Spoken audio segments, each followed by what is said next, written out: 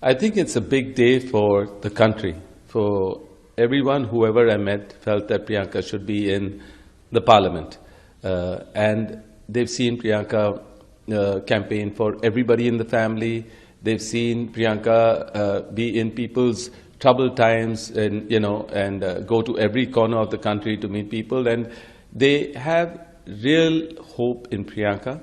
And I'm getting congratulation messages from everywhere, that now our voices will be heard, all the issues that are not discussed will be discussed, and, that it'll have more strength for Rahul in Parliament.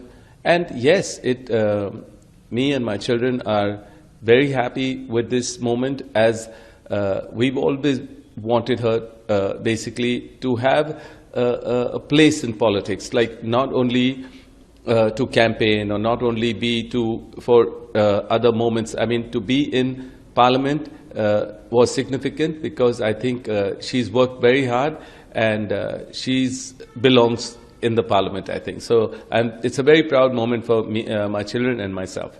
As I said, and I'm reiterating that it's a very proud moment for my children and myself, that, and the discussion is only that we are happy that there's a concrete, place in politics for her, that she's going to be in Parliament.